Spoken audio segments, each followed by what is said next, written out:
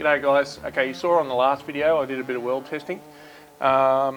This video I'll be finishing that off in the second part. First up though, I'm going to finish joining these together. This one's going to be a bit interesting because I don't have an oxy set here. I only have the plasma and I only have grinders. So basically it's going to be a bit of a hard cut because the web on these is 8mm. Oh, it might even be 10. Yeah, I think it might be 10mm thick. So the plasma's not really designed to cut through that, so it could be a bit of a hard task for it. So what I'm going to do is I'll try and cut it. If not, it'll have to be done with a grinder. My son wants to borrow this trailer, so I need to get the material off it, and I don't feel like moving it around too many times. So I'm just going to finish the job and then I can store them up neatly until I'm ready to go a bit further with them. Okay, so now in the weld testing, because I've had to do it in two parts, it's going to be a little bit confusing if I don't add a little bit of extra content in there. So if you see me changing clothes, don't stress too much. It just means I've just had to go back and add a little bit more content in there for you, so you understand exactly what's going on, because otherwise it may seem a bit confusing. I was just going through the footage there now and it looked a bit rough. Alright, I'll kick on with this and I'll get these put together. I'll take them off the trailer and then we'll jump into the weld testing. Alright, cheers. So what I've had to do here, I don't want to get any grinding sparks on the driveway. The sparks will settle into the concrete and next time it rains it'll just rust off and it'll spoil the driveway. So I'll just try and keep it in the garage as much as possible. I'm just going to slide these down here now. I'll set the plasma up and then I'll cut them off. I'll grind them, get them clean, and yeah, and tack them together.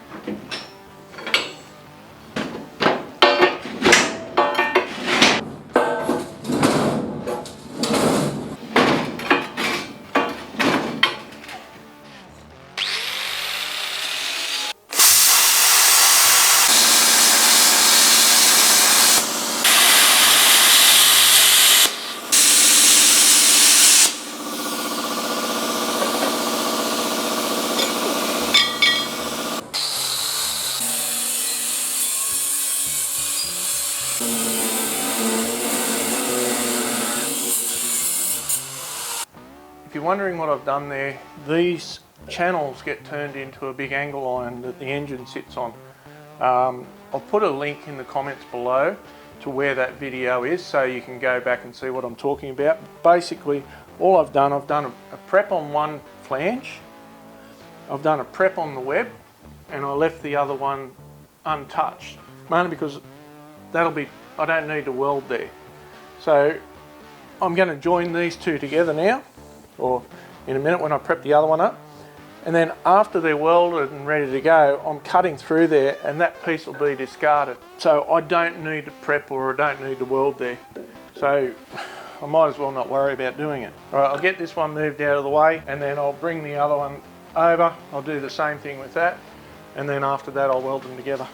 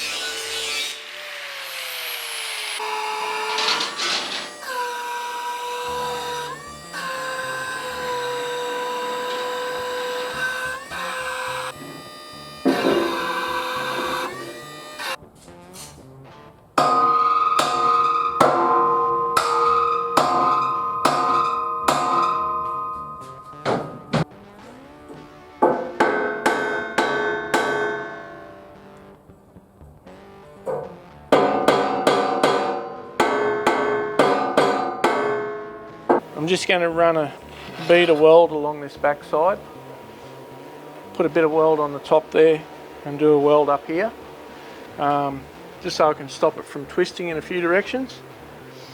And then I'll take it, once I've done that, I'll take it out the side and weld it up around there. I've got a bit of turning to do while I'm doing some welding, and it's going to be harder to do it in here because the crane might hit the garage door.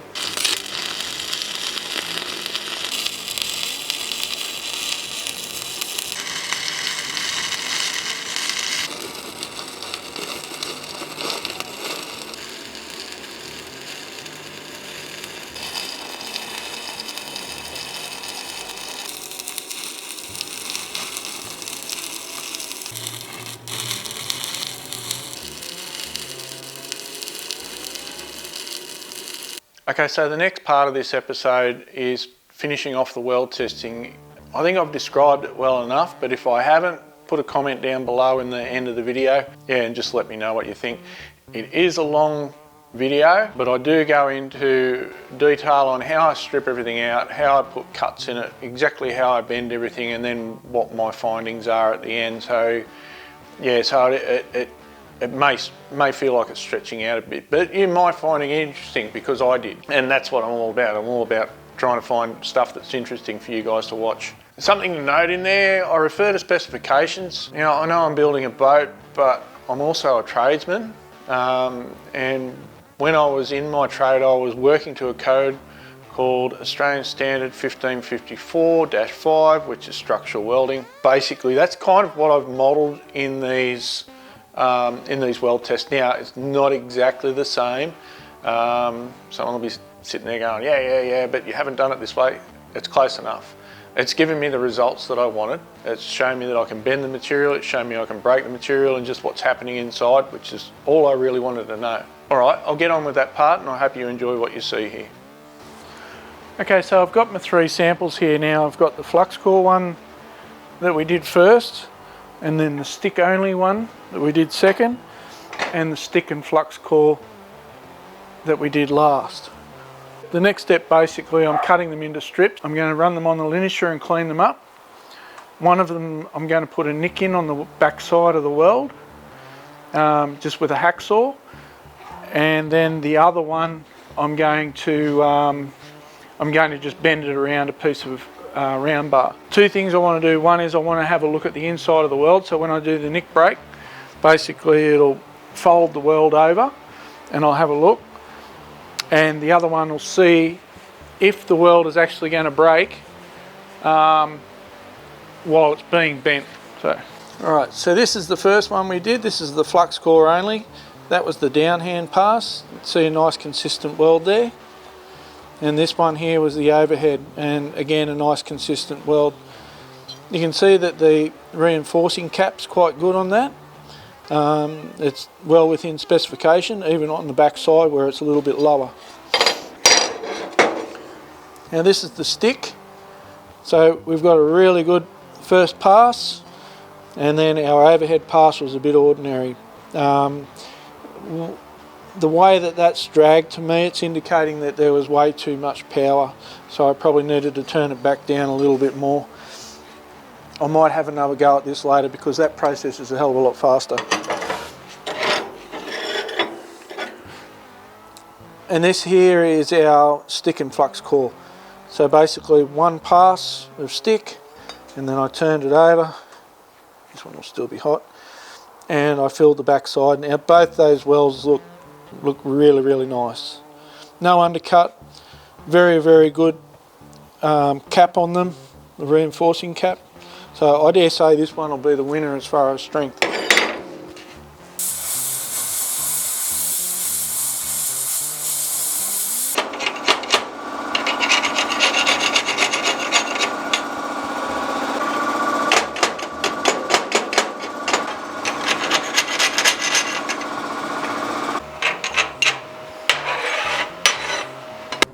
Okay, so I've just polished the edges of those welds up. As you can see, there's not much in this one. So this was the full flux core weld. So you can see the 2 beads of weld on each side of the plate. on both ends. So all in all, that's pretty good sort of a weld. There's no undercut appears on the parent metal, so I'm pretty happy with that weld. So this one here is the flux core and the stick. So that's the flux core on the bottom side and the stick on the top. And again, there's no slag inclusion, there's no undercut or anything like that. So yeah, relatively happy with that one. Now this one's the full stick. So you can see that's the bottom side there. So that was the bit I did on the overhead. You can see a slight little bit of a undercut on the plate each side of the weld. On the top side it looks really good. The weld is pretty solid all the way through, so there's no inclusions in it, except when you get to this side. So I cut this piece on purpose on the very edge, so you can see just here, you can see just there's a very tiny little nick. That was actually a bit of where that porosity was from where I did the weld. So that weld I'm not happy with. That's the overhead one, but as I say, I think I used too many amps and I went too fast. But the downhand one that'll be on the inside, pretty much perfect. Alright, so I've cleaned all these up now. These are our first ones, which were just the straight flux core. So they've cleaned up really well. That there's just a rust pit. So I've decided to use that one for the nick brake test instead of the bend, because it could possibly bend on that. Now these were the stick ones. You can see there, you can see a severe bit of undercut on that overhead weld. The other interesting thing is, and I'm not sure if you can see it very well, but just through here you can see some hydrogen bubbles. So that was from that brand new rod that was a bit cold. Those ones will definitely bust up. And these were our flux core and our stick welding ones. So it'll be interesting to see how they go. What I'm going to try to do with them is put the nick on the stick welding side, because I think that's a bit stronger, and see if I can get it to break through the flux core wire side to see if there's if it's going to break at that point. Alright, I'll just get and nick these up. So the whole idea of this is this little nick here. I'll just put that in there, and I'll put it in the vise, and I'll give it a hit with a hammer and get it to break through that point. So that nick is where I want it to break, because that's part the way through that's right where the middle of the weld is.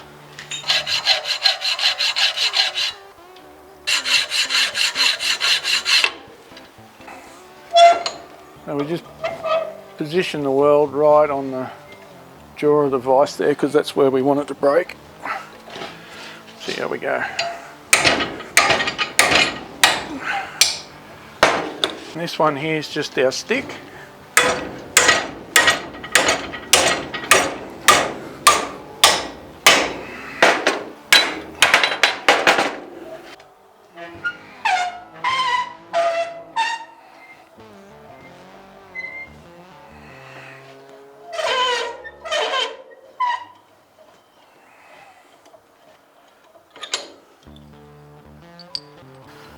And this one here is just our flux core.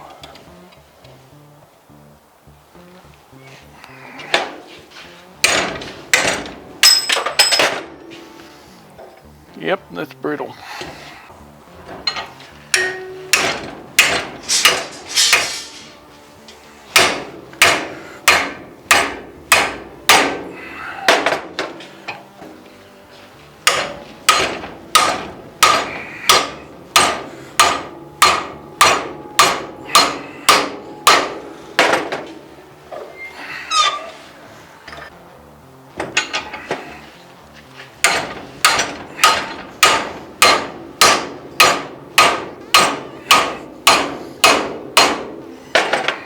Okay, so for these ones you can see a fair bit of crystallization through there. So this was the flux core and the stick. The nick was on the outside there, that was on the stick side. So it broke through there first, and it held on extremely well until it started to break this material, and then which was the flux core weld, and it snapped it off pretty easily. The thing is though, it did fare a lot better than I thought in the bend test. There's not any sign of it stretching through the weld to pull the weld through, so it's done a really good job there. And this one surprised me. This was the one I actually had to put back in and bend through the vise a bit more, because it didn't completely break just by hitting it to the 90 degrees with the nick in it. But you can see here, you can see all little wormholes in all the way through that. That's from hydrogen porosity. So again, a few things. I didn't heat the electrodes up to get all of the water out of them, which is what creates hydrogen porosity. And I had the amps way too fast on the bottom side, so it the weld undercut badly. I expected it to bust through the undercut, but it didn't. This is the bend piece on the same thing, and you can see here, you can see where it's stretched through the hydrogen bubbles. I expected it to crack here and here, but it didn't. It kept held. The only good thing about this, I suppose, if you can call it that, is that on the back side it didn't penetrate through at all from those hydrogen bubbles. So if the hull took a pretty good whack using that, even with that crap weld in it, it wouldn't pierce it. This one, yeah, basically it was just crap. So that's the full flux core. So that's all of that OSFIL 11. While it was still fairly strong, it didn't offer much resistance when it had a nick in it, and it broke straight away. The only thing about it was probably the hardest one to bend. It took a lot of force to actually get that to bend right through. You can see it sort of distorted the weld a little bit here. You can see the weld pulling, but generally it's pretty good. I've kind of learned a fair bit more about this today. I don't think I'll be using the flux core wire for the stuff around the hull. While it's very good as far as not giving any slag inclusions, not having to worry about heating the rods up, things like that, it's very brittle. So what that could mean is if a copsis hit straight on a weld, it can crack. But on the other side of that, the bend test for that wire was far better than the stick was. So yeah, kind of a catch-22, but I think I'll stick with the stick welder for anything below the waterline for now, until I can get gas. I'm not prepared to run out and just get gas at the minute. I've got some things to finish off on Hawkeye before I worry about setting up to run gases. It's a big cost, and everyone says, "No, it's not much." Well, yeah, it is. It's a lot of cost, especially when you forget to turn a bottle off overnight. Righto, it's good to see you still there. As I said, that was very, very long. There was quite a bit of detail I put into there, and I hope you got something out of it. I really did, because I did. Kind of reminded me of a few things I'd forgotten as well, so that was pretty good. All right, that's going to be it on the welding side of it. I may show a little bit of detail later on when I get into the stainless steel, because but that's a bit down the track yet. If you feel the urge to bag my welding out, by all means, go ahead. I'm not perfect, but I know I'm perfect enough to make sure that this boat isn't going to sink into the abyss. So I really don't care. I know that's a bit rude, but well, it is what it is. I've done a lot of welding in my life, and there's structures that are still standing today that I built many years ago, and I'm pretty proud of that. Right, well, I'm going to try and put out another episode next week. Those big channels that I made to sit the engine on, I want to trim them off. And I want to go up and have a look under the rocket covers or the valve covers for the cat engines. I know that one had a problem. I'm not sure about the other one. So that'll be a bit of an interesting sort of a video for us all as well. All right, well, until next week, be good and stay safe. Cheers.